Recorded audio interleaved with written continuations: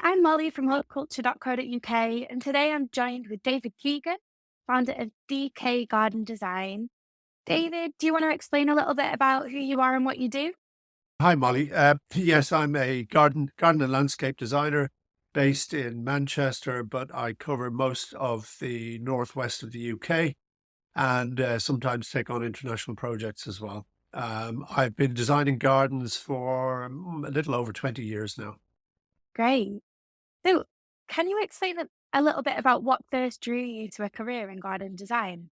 Yeah, it's quite interesting. I never actually initially, I never made a conscious decision actually to become a garden designer.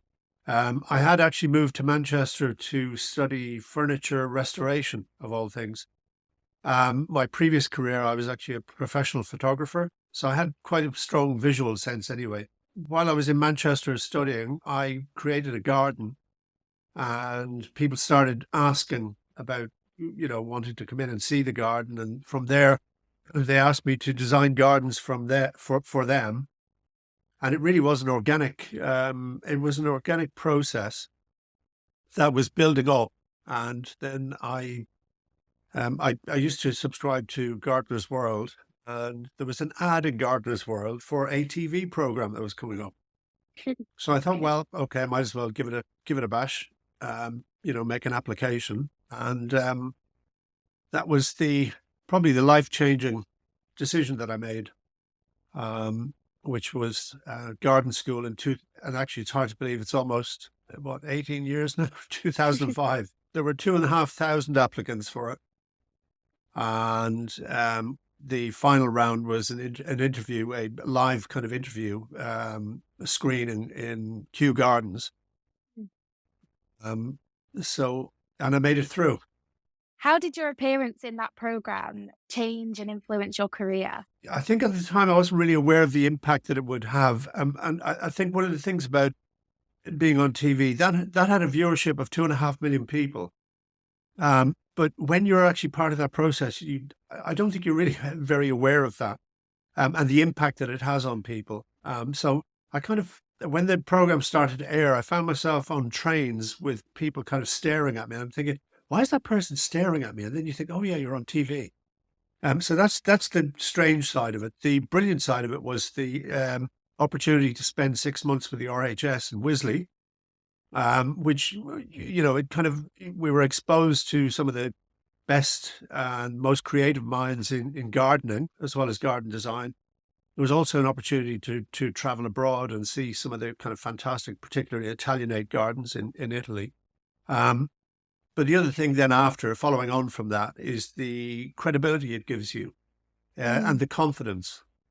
Because you've actually made it through that process and you've been successful, it gives you the confidence to believe that you actually have the ability to become a designer or to actually pursue it as a career.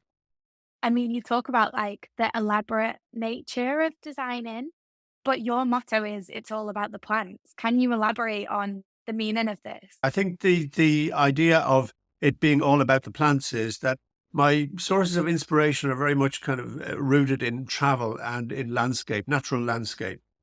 And therefore, I think it's more a case of being exposed to what is it that inspires you? What is it that drives you to kind of want to design gardens, and then how are you going to approach designing that garden? I think my responses are definitely very heavily influenced by my exposure to natural landscape, to forests, to woodland. So that's where the idea of it's all about the plants comes from. Great. And then working that into your kind of process, how do you approach designing a garden or landscape for a client? My design process is actually quite detailed. The first thing I do with every project is arrange a site visit to have a consultation with potential clients and look at what's there and then talk through the possibilities and talk through what the kind of options might be. Once I'm commissioned, it's a very detailed process. It's a three-part design process. The first thing I do with every project is create an electronic mood book. And we have a consultation with the client with that, where we talk through and actually that's really about trying to gain a greater insight into what they like and what they're going to respond to and putting ideas in front of them. so that it can inform my approach to designing the space.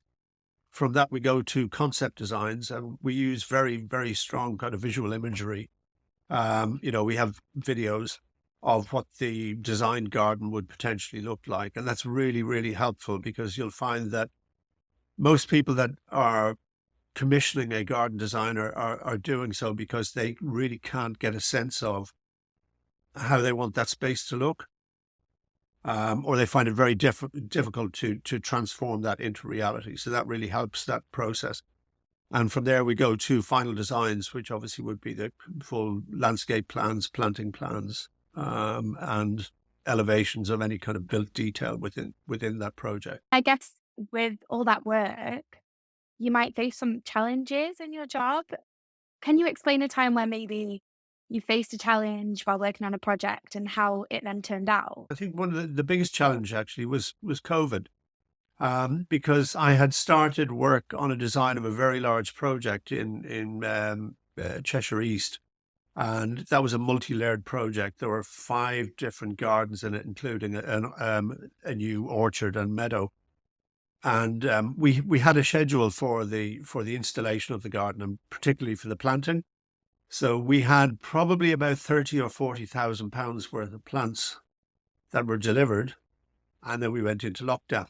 And the build of that garden coincided with the kind of renovation of the house, which involved there were parts of the house, that were being completely rebuilt. So it was impossible to actually build the garden and install the planting until the rest of the build had been finished. So it went from a large team on the build on that project right down to virtually 1 or 2 people, and then obviously we had social distancing. So the real challenge there was actually keeping all of those plants in good condition and alive. And Yeah. we hit a 3-month stretch of non-stop sunshine. You couldn't make it up if you wanted to. Which under normal circumstances would be absolutely wonderful, but in that particular year meant that the plants required a lot more attention, given that they were still in root balls and they were in pots. We'd healed quite a few into part of a field. So it ended up with kind of all hands on deck with regards to watering. So when the clients wanted to go away, I would go over and I would take care of the watering. The landscapers would go over on other occasions. But the clients were absolutely wonderful. They literally spent hours and hours watering and taking care of all these plants.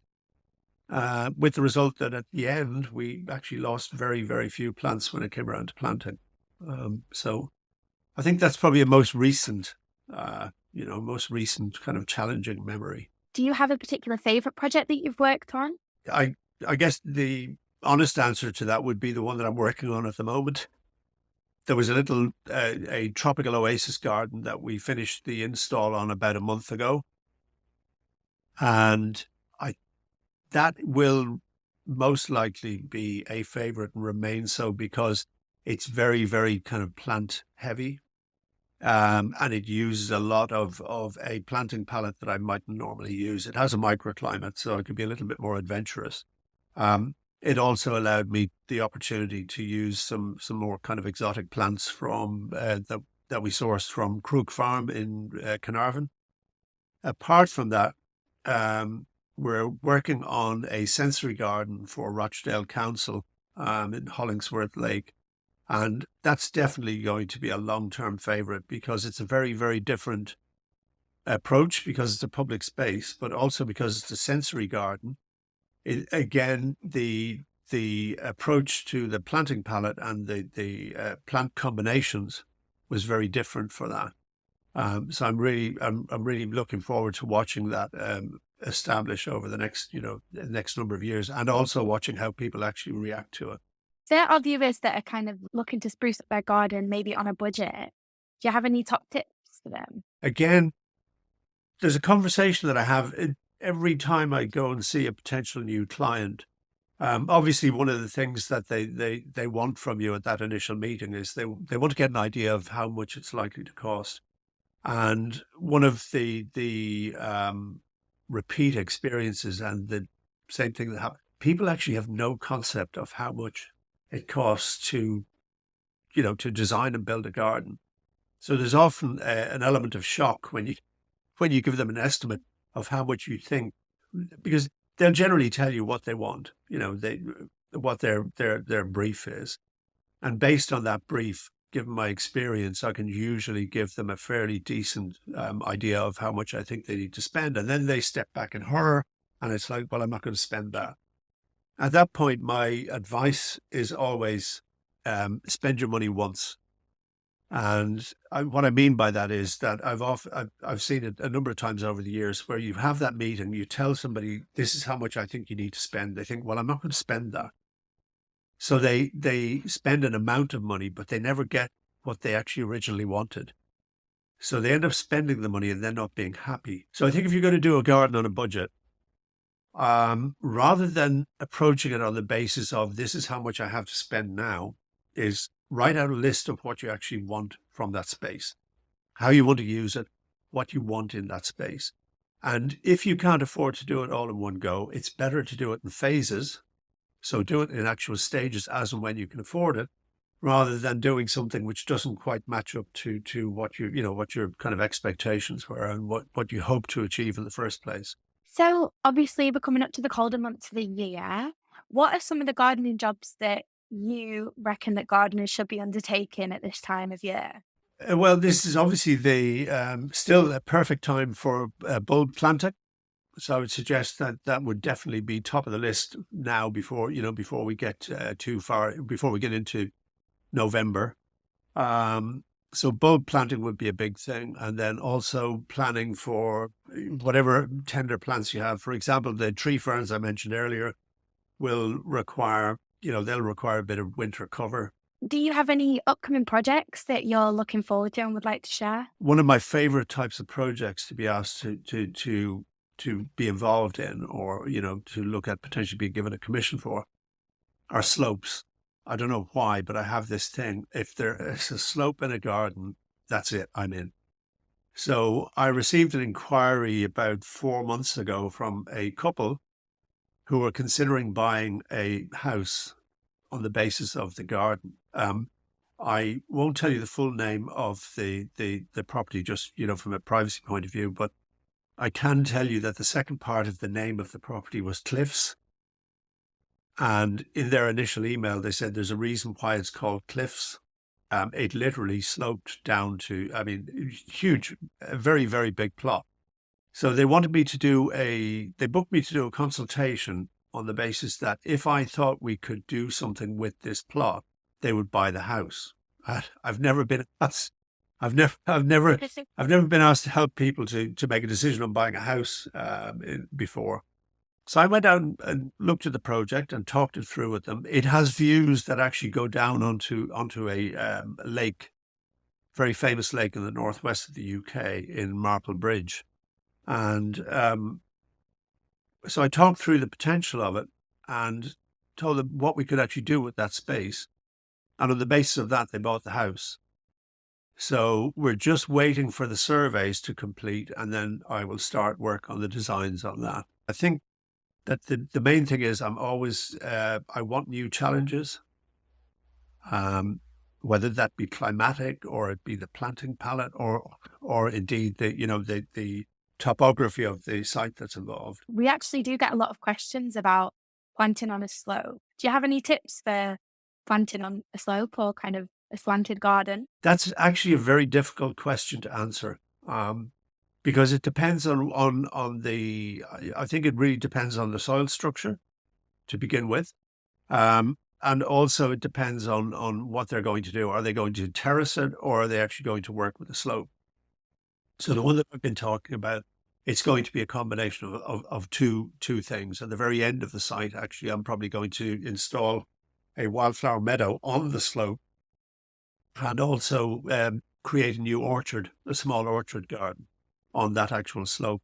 I think what you need to be looking at, again, depending on the severity of the slope, you most likely want to be looking at plants where they've got a very decent root structure that will help to bind the soil, which will give it some stability. I've worked on a number of them over the years, and the challenges have been very, very different in each one. And as a result, the approach that you take is very much dictated by the specifics of that site. How do you see the future of landscape and garden design kind of evolving in the next few years? I think it's going to be very challenging for the reasons that we were talking about earlier, which is that there's no kind of predictability anymore. The all of the things that we're being told are literally going out the window year on year. It's changing. The other side of that, though, is that there's a real skills shortage in landscaping. In the actual the physical part of building gardens, and I think that really comes down to media. Um, I think far too much of the media is a little bit too kind of, the programs, for example, that were kind of shown on TV are a little bit too old fashioned.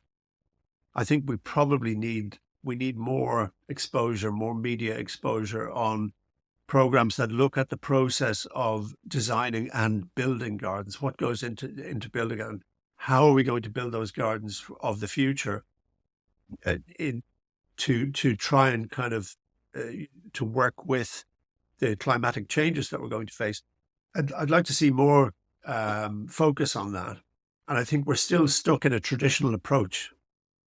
We haven't really, the public face of landscaping and gardening hasn't really caught up with the reality on the ground, which is a very different, it's a very different kind of world. And I don't think they don't seem to represent each other at the moment. With all of that in mind, what advice would you give to budding garden and landscape designers? Go and visit as many gardens as possible. The big National Trust, for example, the RHS gardens. I think the RHS gardens are a wonderful place to actually immerse yourself.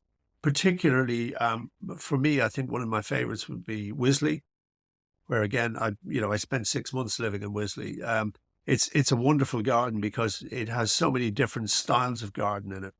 So you're actually immersed in different planting combinations and different kind of planting styles. But then you have a lot of the National Trust gardens, and then go out into the natural landscape. So that's from an inspirational point of view. And then I would suggest anybody who wants to become a garden designer, go out and get a job with a landscaping firm. I actually started out building my own gardens. So I used to design them and actually build them from scratch. And I think that's a really powerful experience. I just design gardens, and I have landscaping firms that install my projects for me. But I started out by building gardens. So I would say get a job with a landscaping firm and learn the basics. Start with building gardens, and then obviously with planting gardens, and then maybe go and do a course in garden design or do an RHS course. You can't learn the practicalities of design, sitting at a computer. You'll only learn them by actually taking part in that process. Thank you so much, David. Is there anywhere our viewers can find you? Yes, absolutely. You can find me on Instagram. It's at DK Gardens, or you can find me on my website, which if you go into Google and put David Keegan Garden Design, you'll very quickly find a link to my website, or you can find me on my YouTube channel. Perfect. Thank you so much. My pleasure.